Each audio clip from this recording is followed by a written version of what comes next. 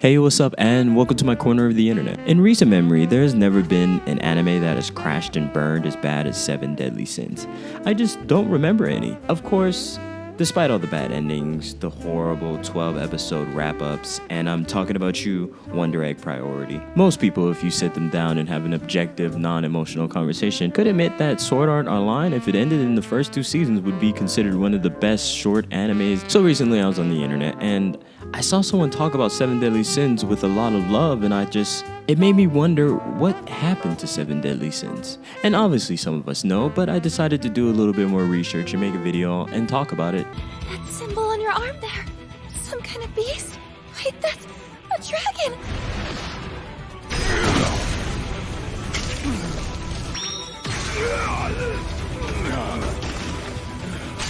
But let's start from the beginning. Seven Deadly Sins is written by Nakaba Suzuki and published by Kodansha. It is an action-adventure fantasy set in the land of Britannia. We follow 7 knights who disbanded 10 years ago and were framed for a coup, and our main boy is Meliodas. More thoughts on Meliodas later.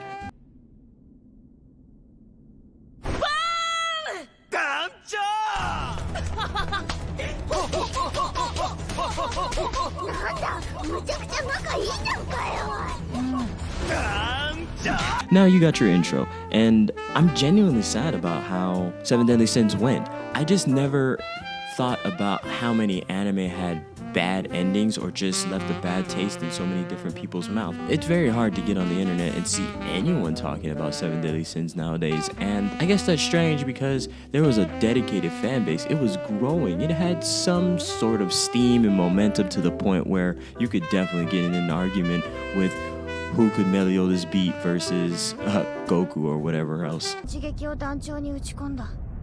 でも同時に団長の手はバンの手首を握りつぶしていたんだ。そして次の瞬間。But what I really mean is, this anime had a fun atmosphere. It had the balance of sadness, and well, it had its action-packed punches. There was a lot of scenes I genuinely like and how it was animated, and yes, we're gonna talk about that scene.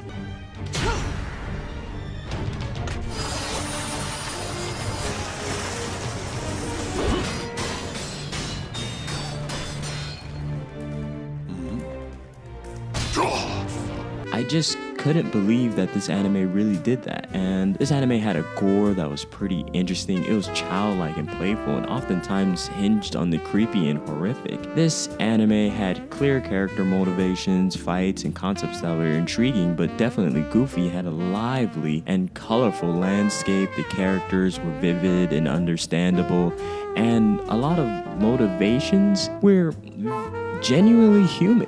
I understood why certain characters made certain choices, why certain things happened. Of course, some of it got convoluted as we started to look at the demon race, but a lot of it was genuinely interesting, and Seven Deadly Sins was something you just took at face value, and if you enjoyed it, you enjoyed it. I didn't necessarily think it was going to be one of the greatest shonens to ever come out, but I enjoyed the ride that it gave me. 今の私は7つの大罪の誰よりも強い。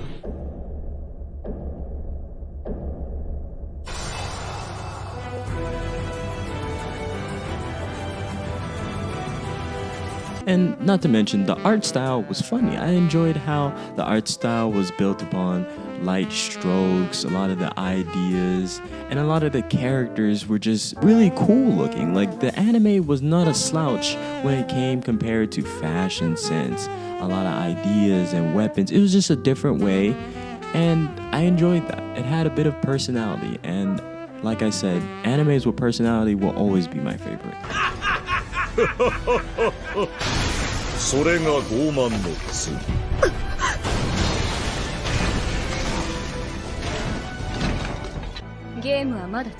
Though it did have a lot of bad ones. When it started to introduce the power level scaling, it completely killed it and stole the direct DBZ reference. Like, it made it a bit boring. When you can tell certain power levels, or when you put that power scaling, it makes it a bit obvious how the fight is gonna go in some way, shape, or form. Like, it kind of gives you 2 or 3 options where, oh, this fight is gonna go here, here, or here. And it made certain things predictable. But the show lived on and had a lot of surprising and interesting moments, and when it had combat, well, animated combat, it was genuinely a great ride and you were super interested.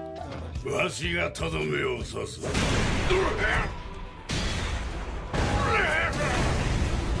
And obviously, let me talk about the controversy with Meliodas and how he basically molests Elizabeth. Yeah, that's a lot. But once again, the show has a lot of endearing and good facts about it. It's just, that part was a bit mid, but hey, it was whatever. It's that anime trope. It wasn't my type of tea, but hey, you know how it is.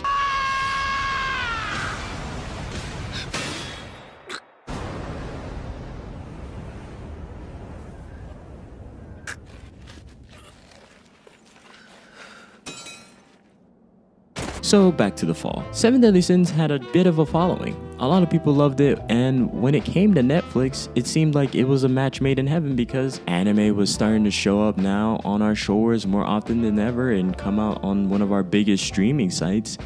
And unfortunately, this is where it all went downhill.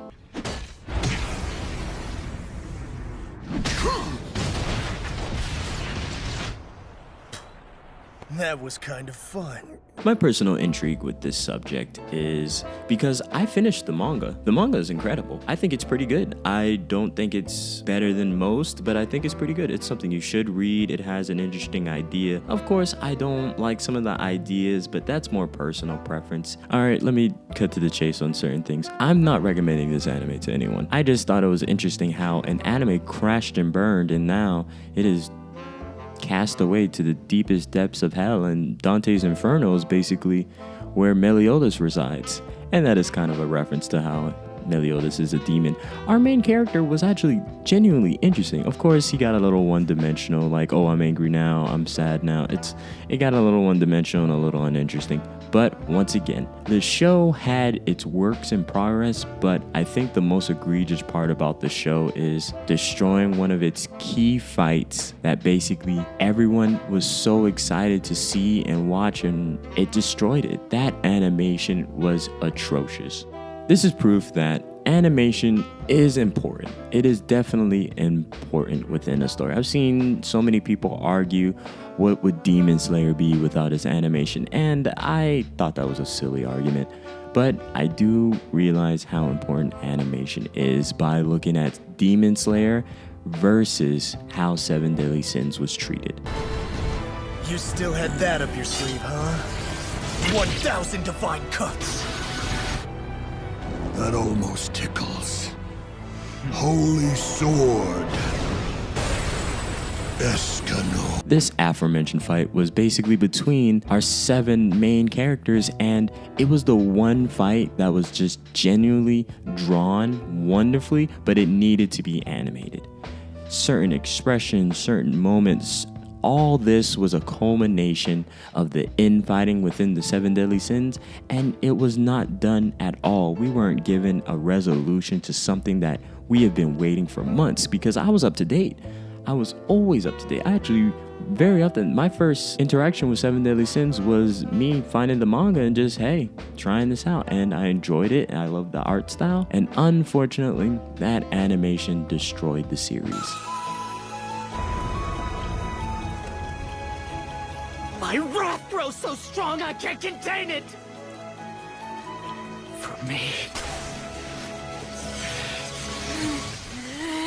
it's impossible. And this is one of the problems when you go with anime. Because with anime, it's a very touch and go. It's not based on the author anymore. It's based on a studio. It's based on so many other factors that are very often probably out of the author's hands. And you don't know what could happen week to week. You don't know what type of stylistic choices or ways they'll skip around to save time. I think the reason why this is so egregious is because this is not just like an anime that just can be thrown away or one of those 12 episode bangers. This is an anime that had some teeth to it. It had so much intrigue. It sold so many copies. This was an anime that basically ran for about 8 years. This is not just a run-of-the-mill show, and for it to die like that is, oh my god, incredibly saddening. Because I still hear people talking about Yu Yu Hakusho. Hunter x Hunter will never die. We will wait for Togashi to the end of our existence. And that is what I think 7 Deadly Sins deserved. instead of that basically being killed. 戦か待ち受けるのは絶望か希望か。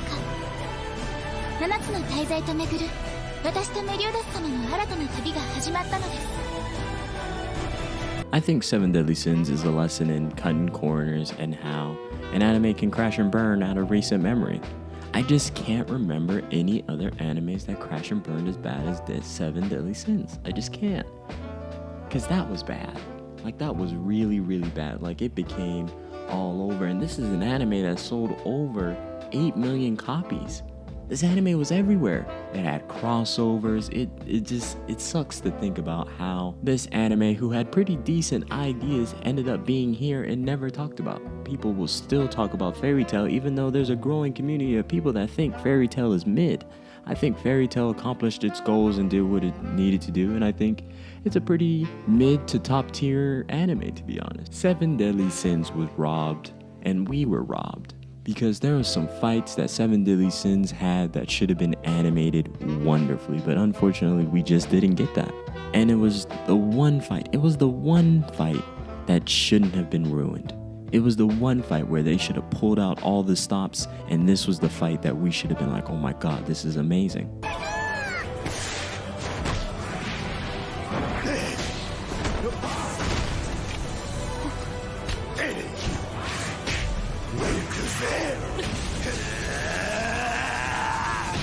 It is what it is.